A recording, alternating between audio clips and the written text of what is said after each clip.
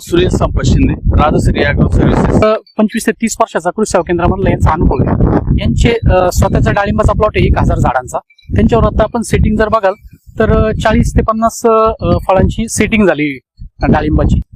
तारीला लागलेला होता, कमीत कमी ना 3 फूट उंच वाढलेला लोळा होता. बरोबर. तिसरा दिवस असताना माझा लोळा 3 फुटाचा तो अर्ध्या फुटावर आलाय, डायरेक्ट खाली बसलाय बुवा. त्या झाडाचे दोन्ही बाजू सोडून दिले आणि लोळा जास्त उंच असल्यामुळे पंप फक्त असा घेऊन दाबायचं आणि स्प्रे करायचं सोडून द्यायचो, दाबायचं स्प्रे करायचं सोडून द्यायचो. कारण मी जास्त मारायचा प्रयत्न केलाच नाही. मला आधी ट्रायल बेस मी मारलं, पण माझ्या अंदाजानुसार माझा तो लोळा 3 फूट वाढलेला होता ना.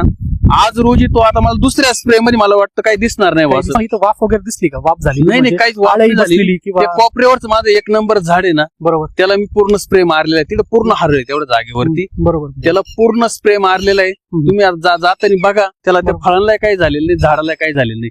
हरळचा पण मला चांगल्या प्रकारे रिझल्ट दिसतोय. त्या ते दोन याच्यामध्ये लोक घाबरताय हे तणनाशक म्हणजे जसं मार्केटमध्ये काही वापरलंय, तुमच्या झाडावरती काही परिणाम झाला दिसतोय का? तरी हे औषध पूर्ण सेंद्रिय औषध आहे, हे काही केमिकल बेस औषध नाहीये.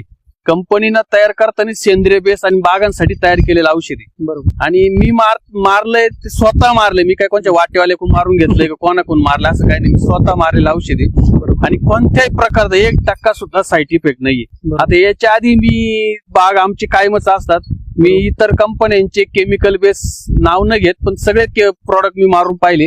त्याचा काय होतो, एकदम डोळ्याला न दिसणार असा बारीक गॅस वरती येतो. तो गॅस डोळ्याला दिसत नाही, पण जर चांगला बघितला तो वरती येतो, तो फळांवर अटॅक करतो. मग काळी टीक येणार, स्पॉट येणार, असे पानावर स्पॉट दिसणार. खरी समस्या हरळ लावळ्याची जे सर्वात जास्त मोठी सगळ्यात जास्त, आणि बागेंमध्ये म्हणा किंवा मोकळ्या वावरात पण म्हणा. आजचा फक्त तुमचा 4था दिवस असेल माझ्या मते. आज 4था दिवस आहे. तुम्ही आता इथं पण मारलेलं आहे त्यांनी याच्यावरती, आणि इथं फांटी याच्यावर तर 100% उडाला 100%. हो, पण याच्यावरती आपल्याला कवळ्या पानावरती कशावर परिणाम? काहीच नाही. पण शेतकऱ्यांनी काळजी अशी घ्यायची आहे, आपल्या झाडावरती जेवढं उडून देता येणार आणि वारं नसताना फवारणी करा, की जेणेकरून तुमची ती भीती पण मनातली निघून जाईल आणि तुमचं जे तण मारायचंय ते तुमचं तणावरती 100% हरळ आणि लवळ्यासाठी स्पेशल आहे.